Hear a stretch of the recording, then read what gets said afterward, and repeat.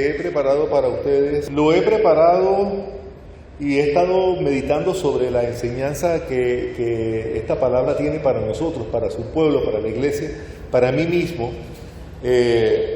Y lo he titulado como a niños en Cristo. Y créanme que solamente escoger el título para este mensaje fue un desafío. ¿Por qué? Porque ustedes saben, yo pues desempeño algunos roles en el liderazgo, en la administración de la iglesia, y no quiero venir delante de ustedes a traer un mensaje que suene ni que parezca una reprensión, ni un reclamo, ni una reacción de parte mía como líder de la iglesia, delante de ustedes de la iglesia, sino como una exhortación que el apóstol Pablo trae a toda la iglesia, en esta ocasión a la iglesia de los Corintios, pero que sea un mensaje que esté dirigido a la Iglesia Bautista La Boca, a todos los miembros, a los que nos están visitando, a todos los que tienen la oportunidad de escucharnos por los medios digitales que pudiéramos compartir. Y la realidad es que cuando un creyente se sitúa lejos de la sabiduría de Dios, cuando un creyente se sitúa distante del amor de Dios, lo más seguro es que se pueda convertir en un creyente, como la Biblia lo señala, un creyente carnal, inmaduro en su carácter. Y yo no quiero, como decía, traer un juicio ni una reflexión diferente a lo que el apóstol Pablo le habló justamente a la iglesia en Corinto. Y quiero compartir con ustedes algunas de las directrices que Pablo compartió con la iglesia en Corinto y que les dio como herramientas para que ellos pudieran levantarse y para que ellos pudieran caminar de la forma como el Señor Jesús entiende, desea y pretende que nosotros caminemos. Así que quiero leer para ustedes esta porción de la Escritura, 1 Corintios capítulo 3, y vamos a leer los versos, el capítulo completo, desde el 1 hasta el 23. Dice el título que no es parte del texto bíblico, dice: somos colaboradores de Dios. Y dice así: de manera que yo, hermanos, no pude hablaros como a espirituales, sino como a carnales, como a niños en Cristo.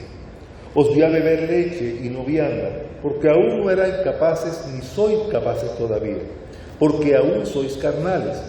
Pues habiendo entre vosotros celos, contiendas y disensiones, ¿no sois carnales y andáis como hombres? Porque diciendo el uno, yo ciertamente soy de Pablo, y el otro, yo soy de Apolos, ¿no sois carnales? ¿Qué pues es Pablo y qué es Apolo? Servidores por medio de los cuales habéis creído, y eso según lo que a cada uno concedió el Señor. Yo planté, Apolo regó, pero el crecimiento lo ha dado Dios. Así que ni el que planta es algo, ni el que riega, sino Dios que da el crecimiento.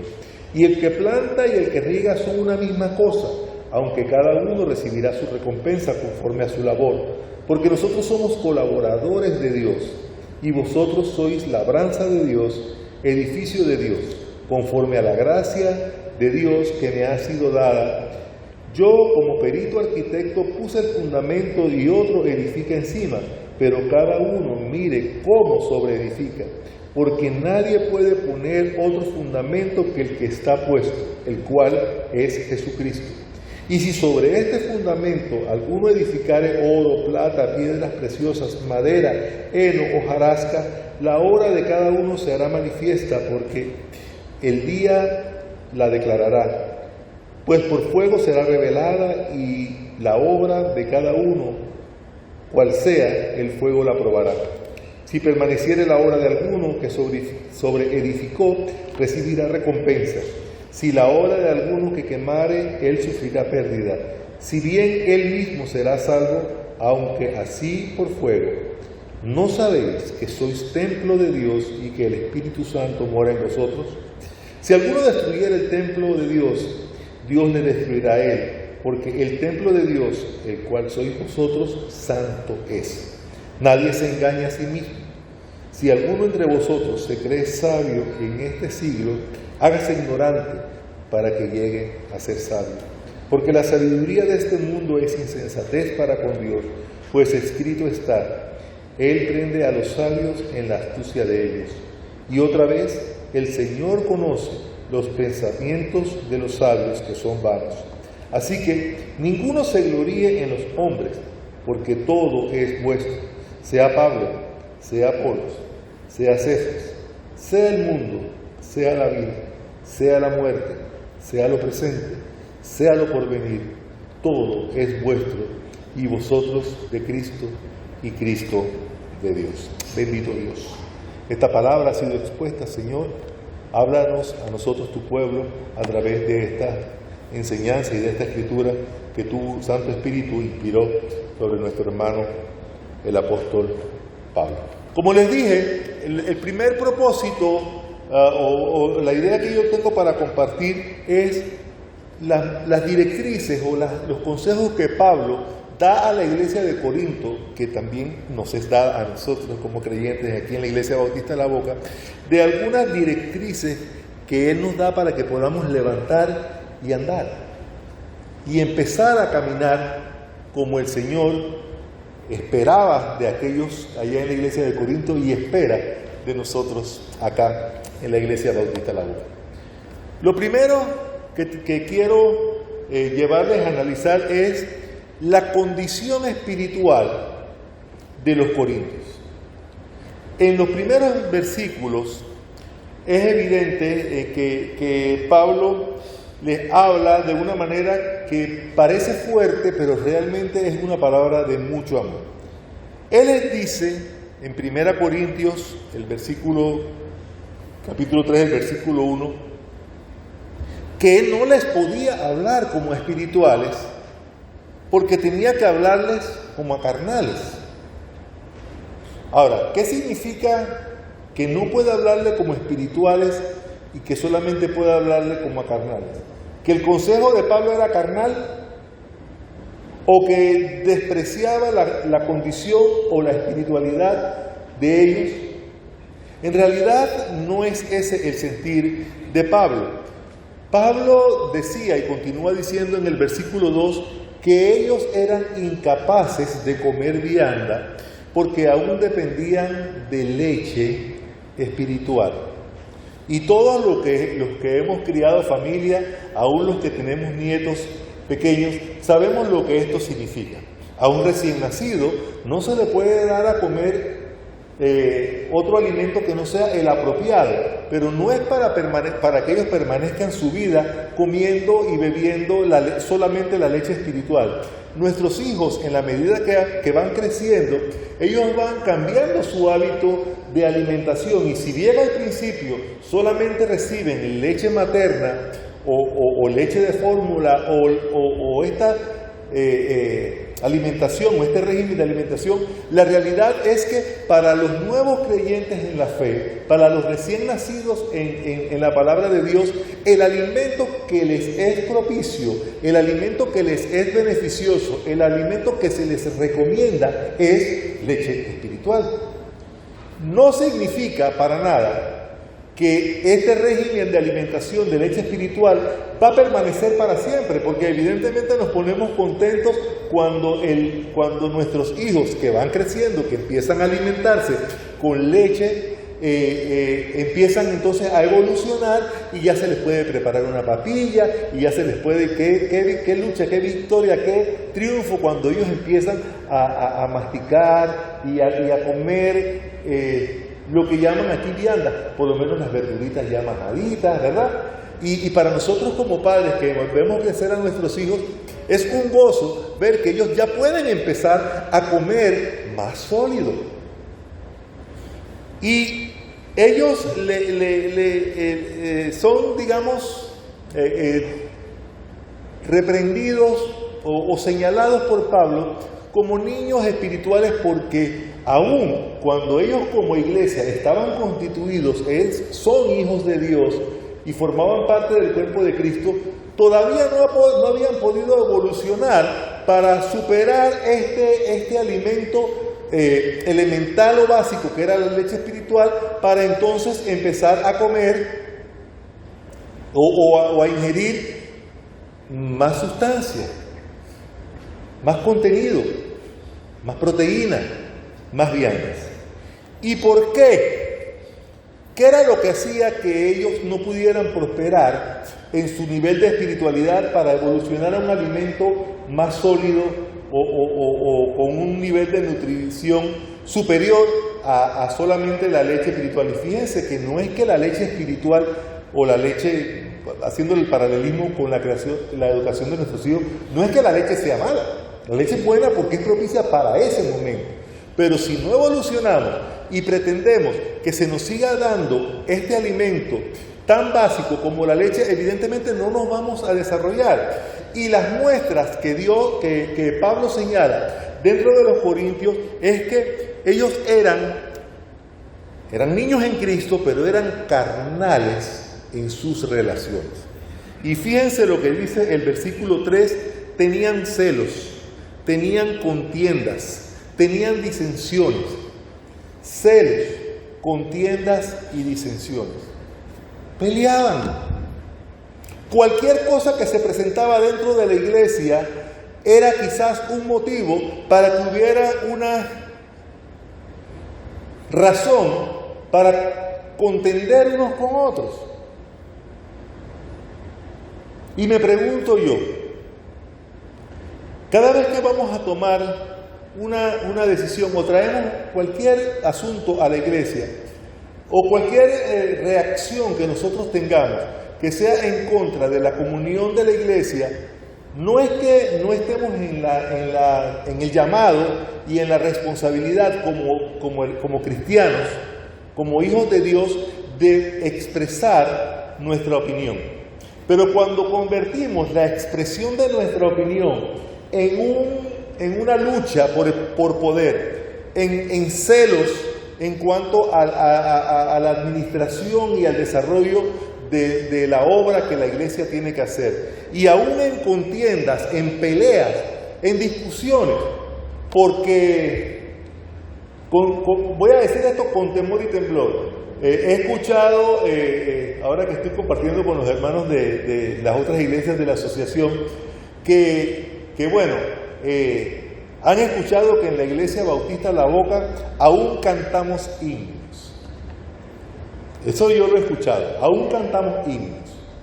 Y claro, es una herencia musical. Yo como ministro de música también les puedo decir, yo me gozo de los himnos, pero tampoco es que estoy cerrado a que cantemos otras nuevas canciones, otros nuevos cánticos.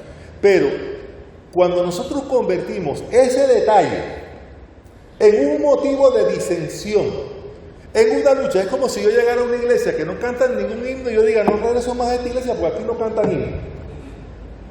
¿Entiendes el fondo? No se trata de discutir, podemos expresar nuestra opinión, podemos expresar nuestro sentir, nuestro bienestar, por decirlo alguna, nuestra regocijo en el cual podemos disfrutar, pero la alabanza al Señor no tiene edades ni tiene siglos. Realmente nosotros podemos decir que estamos cantando himnos antiguos, y los himnos antiguos que estamos cantando son de los 1800, pero la iglesia nació en el siglo I.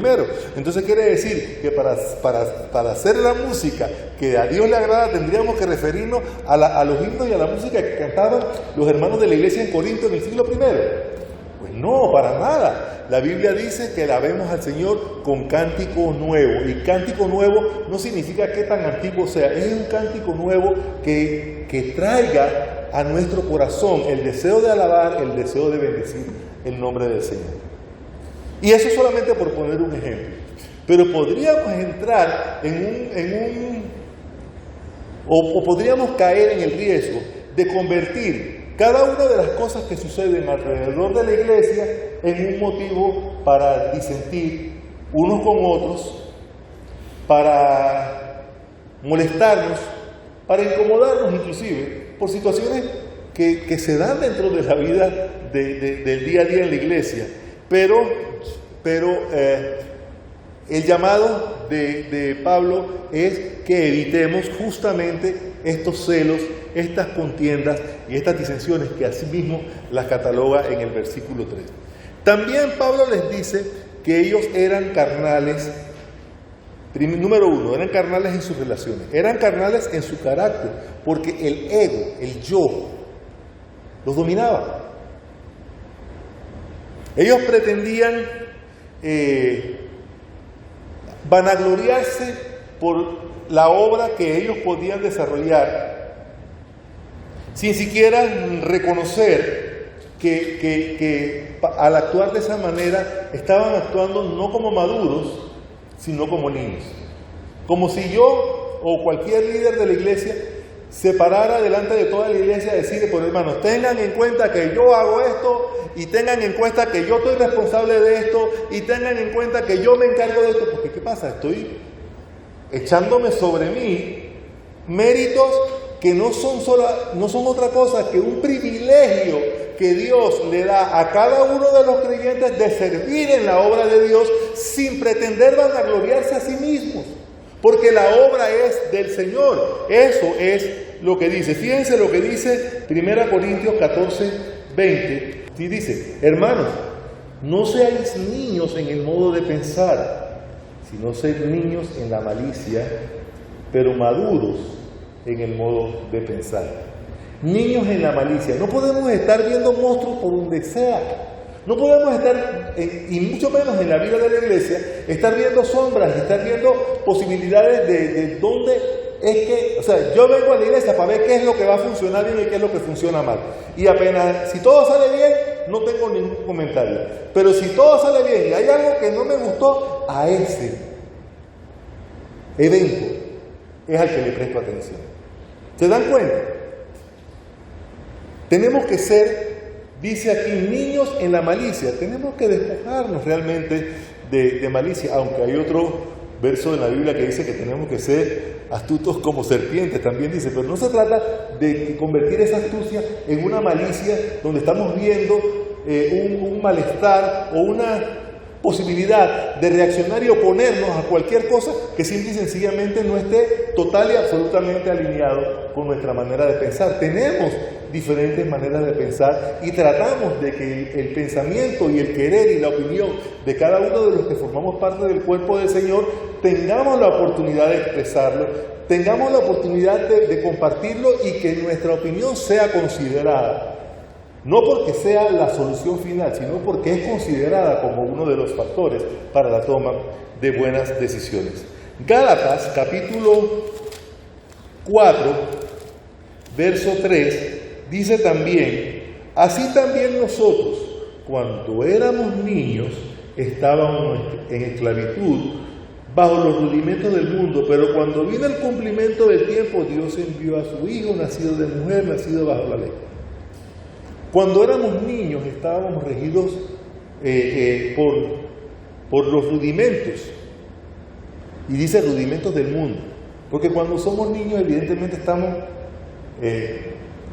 sujetos, expuestos a cualquier tendencia, y cuando venimos del mundo, salir de las costumbres del mundo para entrar en las costumbres del reino, implica una toma de decisiones que requieren madurez en la vida de cada uno de nosotros. Y Efesios capítulo 4 versículo 14 dice, para que ya no seamos niños fluctuantes, llevados por doquiera de todo viento de doctrina, por estratagema de hombres,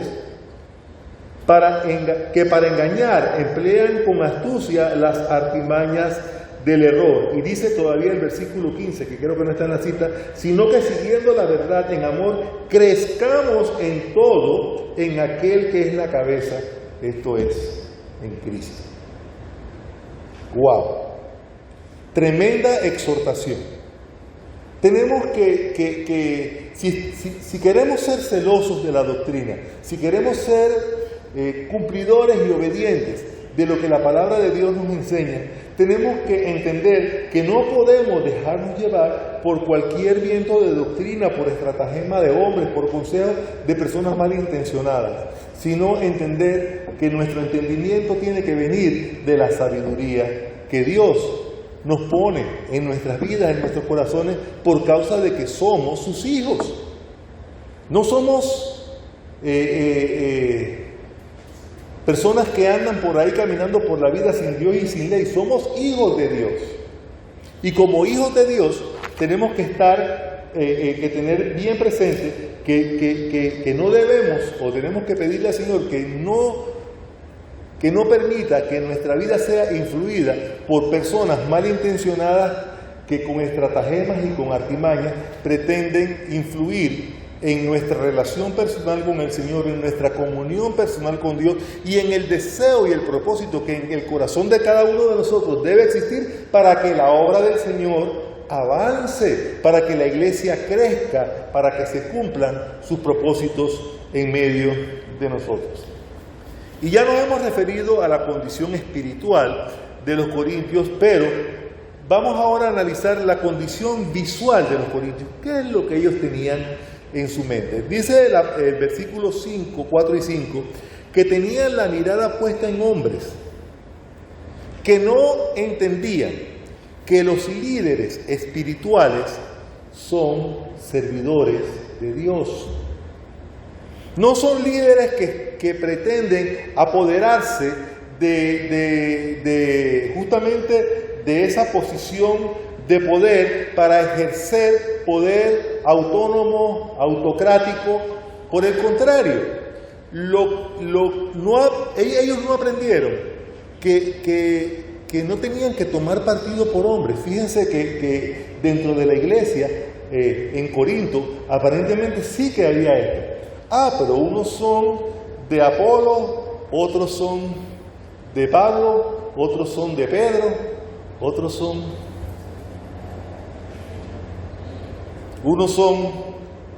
del pastor Bruno, otros son de Alcibiades, otros son de Reyito, otros son del pastor Torres.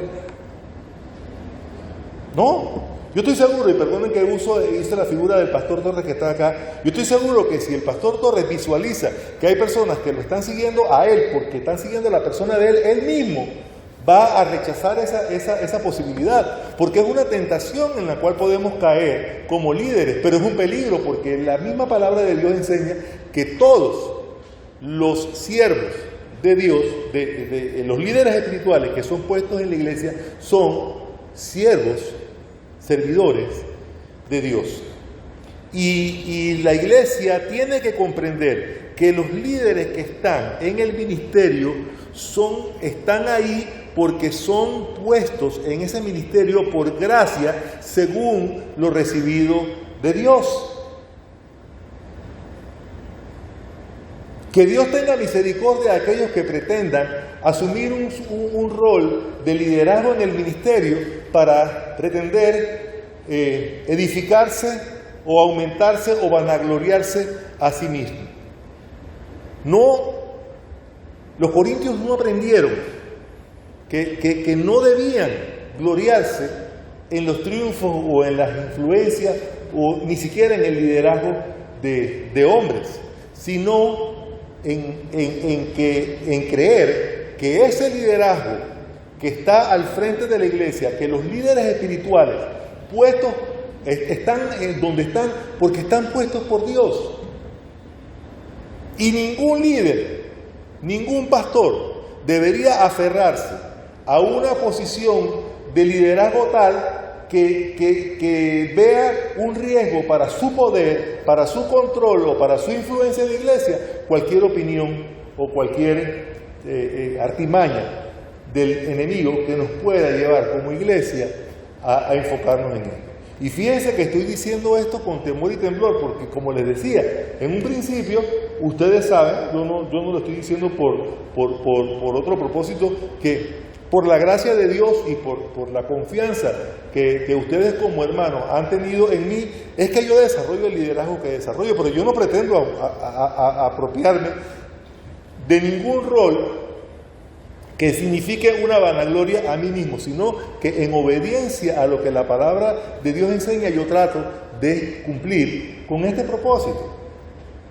Y los corintios, la iglesia de los corintios, sin que Apolos, ni Pedro, ni Pablo, ni los que mencionan aquí en la lectura que leí, ninguno de ellos pretendía convertirse en el norte, en el líder o en el propósito de ser seguidos por nadie, ningún grupo de la iglesia. Eran los mismos hermanos, en su inmadurez, en su falta de criterio espiritual, que tomaban partidos. Y Pablo escribe, yo sembré, Apolos regó, otro edificó, pero la obra es de Dios.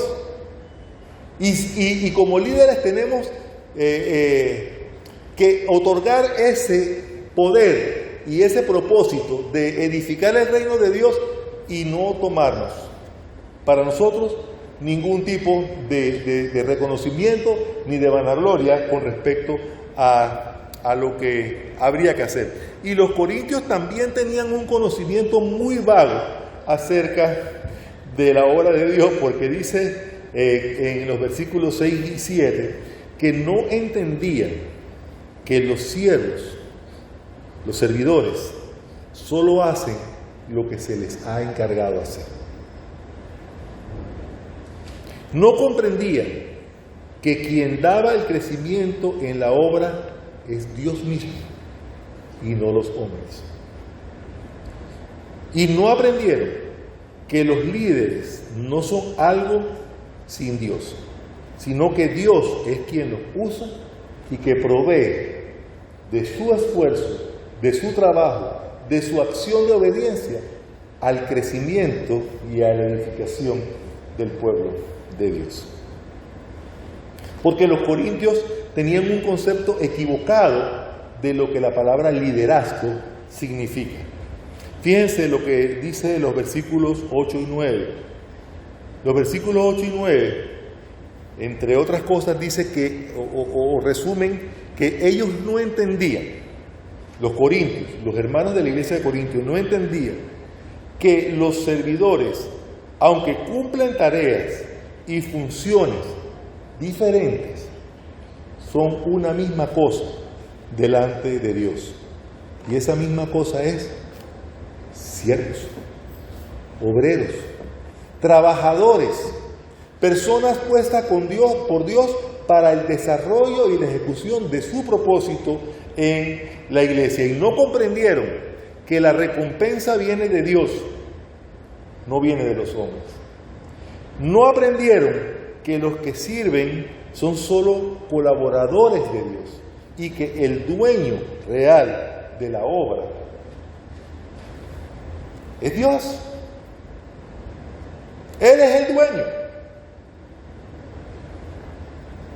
Yo les invito a que busquemos en Colosenses capítulo 3, versículo 1 y 2. Fíjense lo que dice: si pues habéis resucitado con Cristo, buscad las cosas de arriba donde está Cristo sentado a la diestra de Dios. Poned la mira en las cosas de arriba y no en las de la tierra. ¿Se dan cuenta? No, entender que el propósito o el trabajo de las personas, sea cual sea la función, no obedece al propósito de Dios, es quitar nuestra vista del propósito de Dios de ver las cosas de arriba. Y es interesante que los corintios cayeron, por decirlo así, de esa forma, en este problema.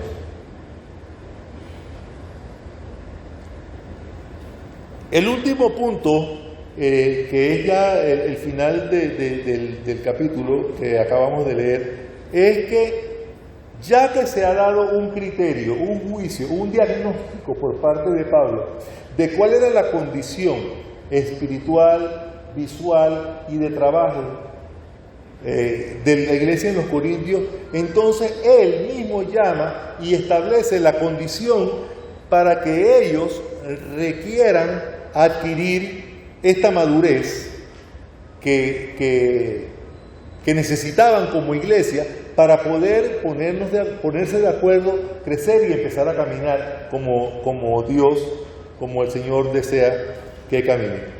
Y fíjense, de acuerdo con los versículos del 10 al 13, dice que ellos debían cimentarse justamente en el fundamento. Yo voy a leerlo. Conforme a la gracia que Dios me ha sido dada, yo como perito, arquitecto, puse el fundamento y otro edifica encima, pero cada uno mire cómo sobreedifica, porque nadie puede poner otro fundamento que el que está puesto, el cual es Jesucristo. Y si sobre este fundamento alguno edificare oro, plata, piedras preciosas, madera, heno o hojarasca, la obra de cada uno será manifiesta, porque el día la declarará, pues por fuego será revelada, y la obra de cada uno, cual sea, el fuego la probará. Deberían fomentarse bien en el fundamento. Sigue diciendo el versículo 14, si permaneciere la obra de alguno que sobreedificó, recibirá recompensa. Si la obra de alguno si la obra de alguno se quemare, él sufrirá pérdida, si bien él mismo será salvo, aunque así por fuego. Mirar qué es lo que está prometido, el galardón. Número 1, acabo de leer, cimentarse en el fundamento, que es Cristo. Número 2, mirar el galardón. Y número 3, que son los versículos 16 y 17, ¿no sabéis que sois templo de Dios y que el Espíritu de Dios mora en vosotros? Si alguno destruyere el templo de Dios, Dios le destruirá a él, porque el templo de Dios, el cual sois vosotros, santo es. Abandonar o anhelar una vida de santidad y vivirla es el llamado. Debían gloriarse, dice la palabra de Dios, solamente en Cristo y no en los hombres. Esto es lo que el texto enseña, la descripción y el diagnóstico que Pablo hace sobre la condición de los corintios. Ahora,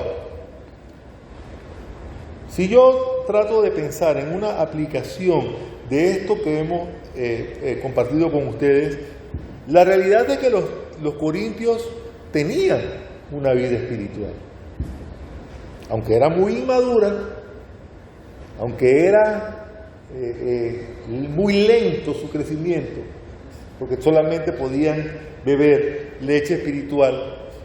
El apóstol Pablo, cuando les escribe, les llama iglesia de Cristo. Si el apóstol Pablo lo hubiera llamado anatema o desechado, pudiéramos decir, bueno, ellos por inmaduros se quedaron fuera. No, estamos hablando de personas que formaban parte del cuerpo de Cristo porque eran, según Pablo, iglesia de Cristo. Les llama templo del Espíritu Santo de Dios. Y esa misma aplicación o esa misma enseñanza tiene una influencia y una aplicación directa en la vida de cada uno de nosotros. Yo no soy quien para juzgar los niveles de espiritualidad de nadie, pero cada uno de ustedes que ha entregado su vida al Señor no puede escoger, por decirlo de alguna manera, si le ha entregado su vida y su corazón a Dios, no puede escoger si usted desea vivir una vida espiritual o no. Es una consecuencia. Por ser hijos de Dios tenemos que vivir y experimentar una vida espiritual con crecimiento. Y no es que tenemos que escoger si deseamos vivirla o no, sino permitirle a Dios que Él obre esa porción de crecimiento y ese cambio en nuestro régimen de alimentación para que dejemos de tomar leche espiritual y empecemos a comer vianda espiritual. Yo puedo decir que lo que sí se puede decidir es progresar en la madurez o quedarnos en la etapa infantil.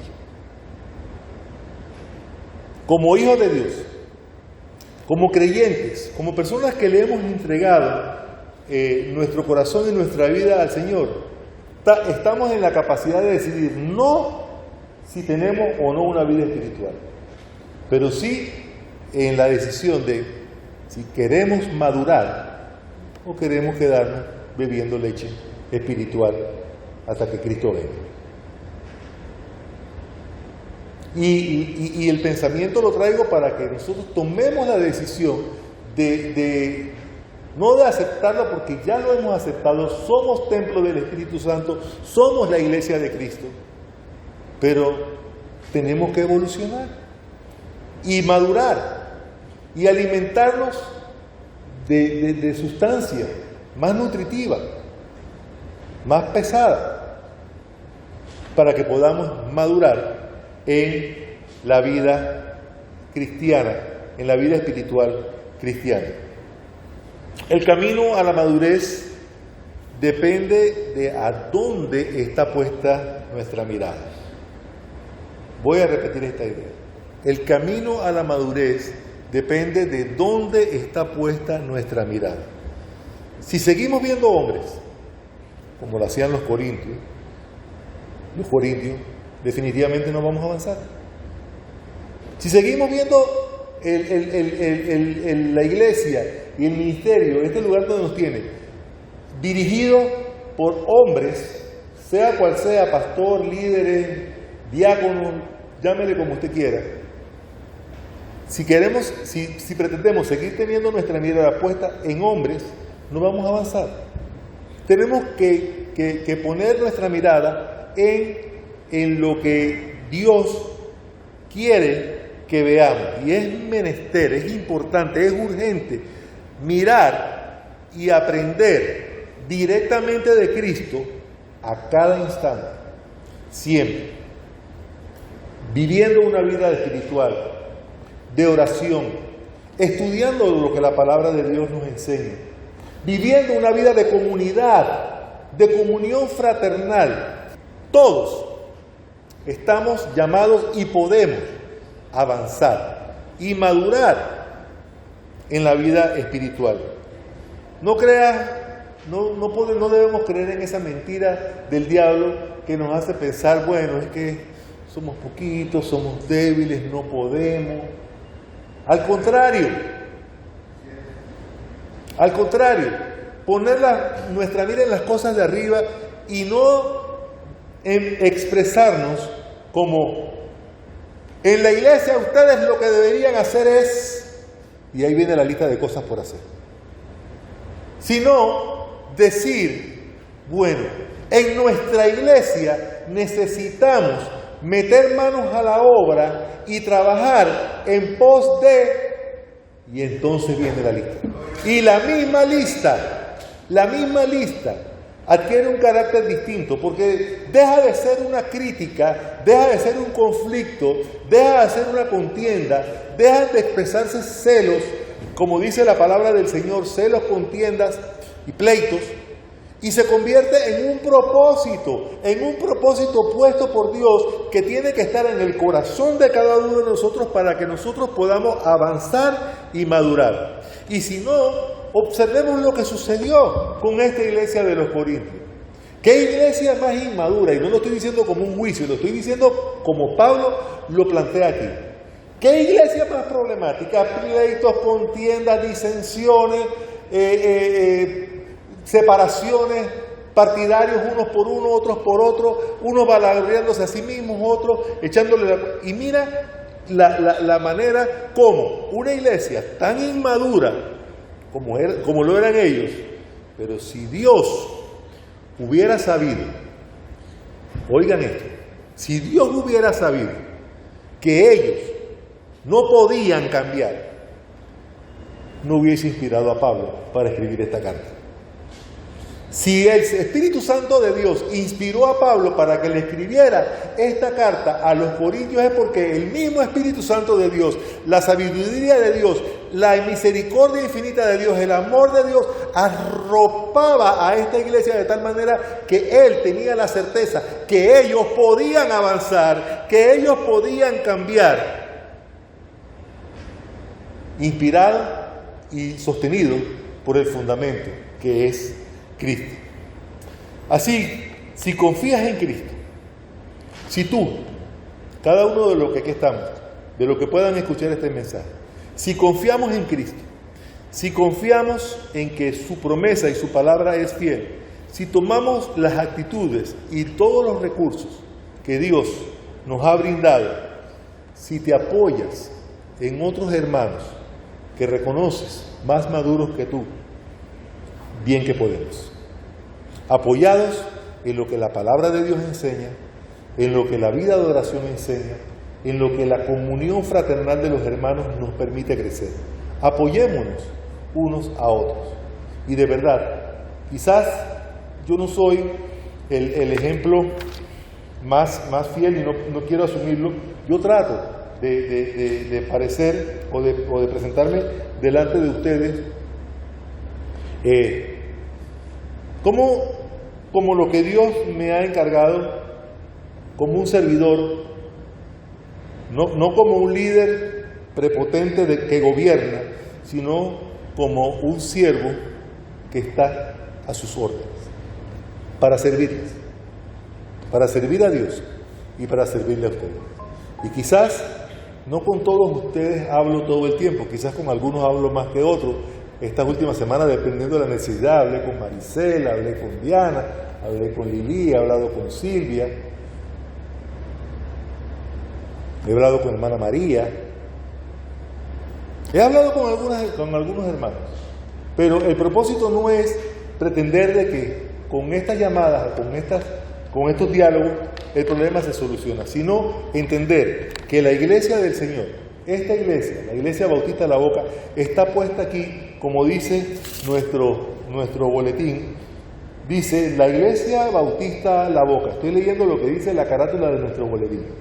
La iglesia Bautista La Boca es una comunidad de discípulos en Cristo, comprometidos con Dios a extender su reino mediante la vivencia y la predicación de su palabra, desafiando a las personas a aceptar el mensaje redentor de Jesús y capacitándolos para ministrar las necesidades de su prójimo. Esa es nuestra misión, y esta misión no nos la inventamos.